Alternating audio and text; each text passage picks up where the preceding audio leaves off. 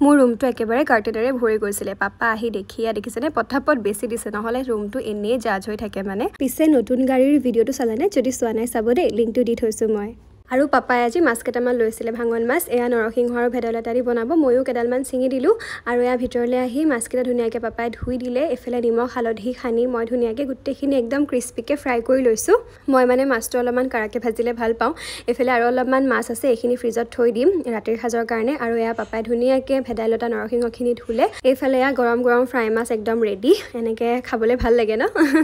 আৰু এয়া পাপাই ধুনীয়াকৈ এইখিনি মিক্সিত মাৰি ল'লে আৰু ভেদাইলতা আৰু নৰসিংহৰ জোল বনাবতো সকলোৱে জানে ন মাছৰ জোল বনাব তেওঁ পাপাইনো কেনেকৈ বনাইছে অকণমান তাকে দেখালোঁ একদম চিম্পুলকৈ বনাইছে আৰু এয়া হৈয়ে গ'ল নহয় মাছকেইটা দি ল'লে আৰু এতিয়া ধুনীয়াকৈ অলপমান উতল আহিব দিব লাগিব তৰকাৰীখিনি তেতিয়া খাবলৈ বেছি ভাল হয় নহয় জানো যিমান উতলাব সিমান টেষ্টটো ভাল হয় আৰু এইফালে মই পটল ফ্ৰাই কৰি আছোঁ মানে মাছ মাংস যিয়ে নবনাও কিয় লগত কিবা এটা ফ্ৰাই থাকিলে ভাল লাগে আৰু খাই সেইকাৰণে পটল আছিলে পটলকে ফ্ৰাই কৰি দিলোঁ আৰু আমাৰ ঘৰতো মানে আগৰ পৰা এবিধ আঞ্জাৰে নহয়ে পাপায়ো মানে লগত ধৰক ভাতৰ লগত 3-4 বিধমান থাকিলে ভাল পায় আৰু খাই